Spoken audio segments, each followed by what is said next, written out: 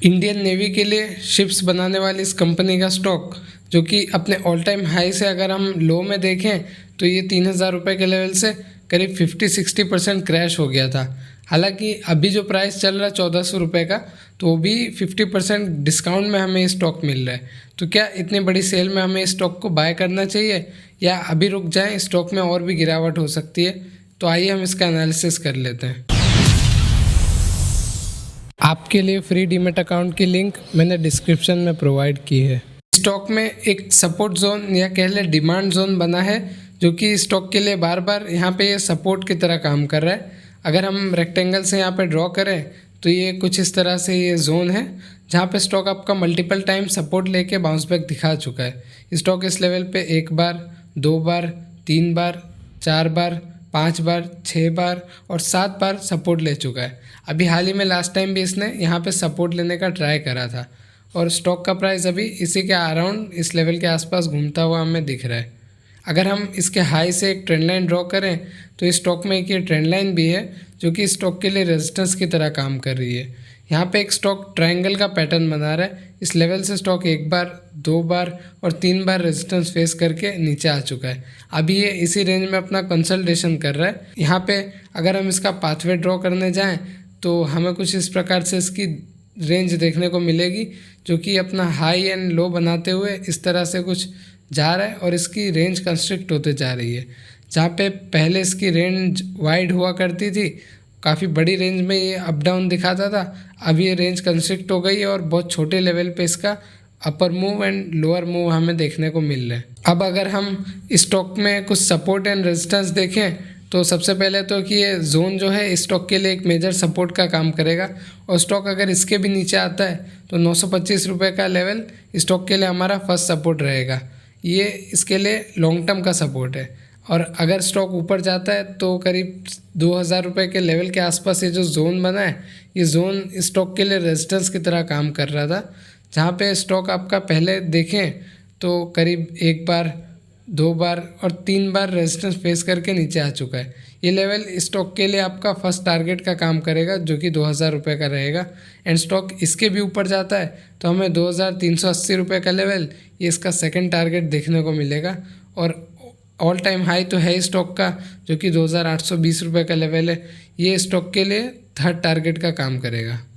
अब अगर हम स्टॉक का RSI देखें तो RSI अभी 44 का देखने को मिल रहा है जो कि पास्ट में ये 70-80 के ओवरबॉट जोन में काफ़ी टाइम रहा भी था, जहाँ पे स्टॉक अपना ऑल टाइम हाई पर था 2,500-3 हज़ार रुपये के लेवल पे। वहाँ से RSI बहुत बुरी तरह गिरा, 35 के आसपास आया और स्टॉक हमें 800-900 रुपये के 1,000-1,100 के लेवल तक आता हुआ दिखा था। अभी हाल ही में इसने 35 के अराउंड RSI आया था तब स्टॉक का प्राइस 1,100 था, वहाँ से ये 1800-1900 तक गया और RSI भी हमें 60 के अराउंड जाता हुआ दिखा था। अभी हम देखें तो RSI उतना कुछ खास ओवरसोल्ड या ओवरबॉट जोन में नहीं है। हमें स्टॉक के पास्ट के 2 क्वार्टरली रिजल्ट उतने कुछ खास अच्छे देखने को नहीं मिले, जहाँ पे रेवेन्यू एंड प्रॉफिट दोनों ही बहुत ही ड्रास्टिकली फॉल होते हुए देखने को मिला जो कि अपने एस्टीमेट को भी बीट नहीं कर पाया था, जिस वजह से हमें स्टॉक में डाउन ट्रेंड जारी रहा। अभी इसके 6 अगस्त को एस्टिमेशन है इसके नेक्स्ट क्वार्टरली रिजल्ट आने का, जो कि इस बार के क्वार्टरली रिजल्ट पिछली बार के भी रेवेन्यू एंड प्रॉफिट से ख़राब आने की उम्मीद है।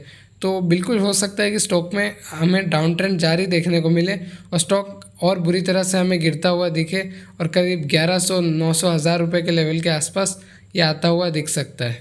ये मैं आपको कोचिन शिपयार्ड की वेबसाइट पर लेकर आया हूँ, जहाँ पे हम इसकी और भी डिटेल देखें तो ये कंपनी शिप बिल्डिंग का तो काम करती है, इसके अलावा शिप रिपेयरिंग का भी इनका बिजनेस है। ये मरीन स्टार्टअप इंगेजमेंट प्रोग्राम में भी शामिल है। ये कुछ इनके शिप्स हैं जो कि आप देख सकते हैं। एक ही इनका महर्षि परशुराम शिप है, इसके अलावा क्लिपर नाम से भी 2 शिप बने हैं। साथ ही में ये कुछ और शिप्स वगैरह हैं इनके नेवी के लिए, इंडियन नेवी, साथ ही में एयरफोर्स के लिए भी शिप बनाते हैं। ये इनके कुछ प्लांट हैं जो कि कोचिन शिपयार्ड में यहाँ पे ये शिप की बिल्डिंग करते हैं। कुछ इस तरह से इसकी बिल्डिंग होती है और यहाँ पे ये पर्सन वगैरह भी काम करते हुए हमें दिखते हैं। कोची में इनकी फैक्ट्री है जो कि कोचिन शिपयार्ड की है। फैक्ट्री कह ले डॉक की तरह है। मार्केट कैप कंपनी का 37,000 करोड़ से ज़्यादा का है। स्टॉक का पी 52 का है जो कि अपने इंडस्ट्री पी 43 से थोड़ा ज़्यादा है। ROC ROE काफ़ी कम है, 16% और 12% पे। बुक वैल्यू 223 की है, जिस वजह से प्राइस टू बुक वैल्यू 6.37 का निकल कर आता है। ये थोड़ा ओवर वैल्यूड हमें दिखता है। प्रमोटर के पास 68% की होल्डिंग है, 0% स्टेक प्रमोटर का प्लेज है और ना ही इन्होंने अपनी कोई होल्डिंग घटाई है। ये एक इसमें पॉजिटिव बात है। पीजी रेशियो 1.3 का है। फेस वैल्यू 5 पर ये स्टॉक अभी 1423 रुपये पर ट्रेड कर रहा है।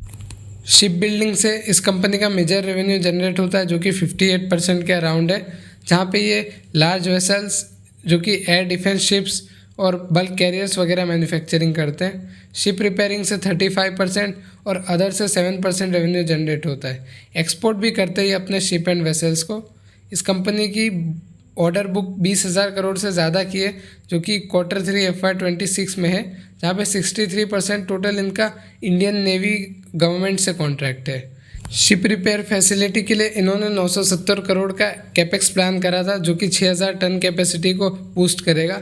साथ ही में न्यू ड्राई डॉक जो कि 1800 करोड़ का है, ये 70,000 टन कैपेसिटी को हैंडल करेगा। इसका इनॉग्रेशन जनवरी 2024 में हमें दिखा था।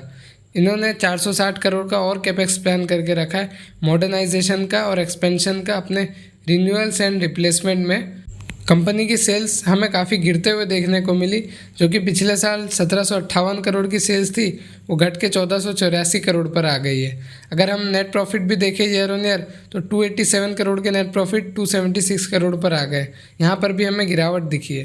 पूरे साल का देखें तो 4,820 करोड़ से 5,022 करोड़ पे सेल्स आई है, जो कि उतना कुछ खास हमें बढ़ता हुआ देखने को नहीं मिला है। इनका ऑपरेटिंग मार्जिन भी घटा है, 19% से 16% पर आ गया है, जिस वजह से हमें नेट प्रॉफिट 827 करोड़ से घट के 717 करोड़ पर आता हुआ दिखा है। EPS भी हमें ड्रॉप होता हुआ दिखा है।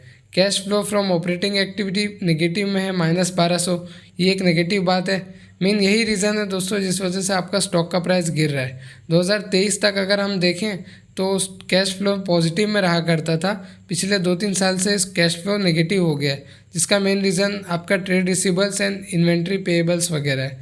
ये नेगेटिव में होने की वजह से हमें स्टॉक का प्राइस भी लगातार गिरता हुआ देखने को मिल रहा है। शेयर होल्डिंग पैटर्न हम डिस्कस करें तो प्रमोटर के पास 68% की होल्डिंग है, जो कि पिछले कुछ सालों से अपनी होल्डिंग फ्लैट रखी है इन्होंने। FIs के पास 2.83% का स्टेक है, जो कि काफ़ी कम है। DIs के पास ऑलमोस्ट 7% की होल्डिंग है, जो कि इन्होंने 3% से अपनी होल्डिंग बढ़ाई है, 7% पर ला दी है। पब्लिक के पास 22% का अराउंड इसमें स्टेक है, जहाँ पे नंबर ऑफ शेयर होल्डर्स 9,66,000 से ज़्यादा के हैं। प्रमोटर में आपको द प्रेसिडेंट ऑफ इंडिया की होल्डिंग देखने को मिलेगी इस कंपनी में, क्योंकि एक गवर्नमेंट सेक्टर की कंपनी है।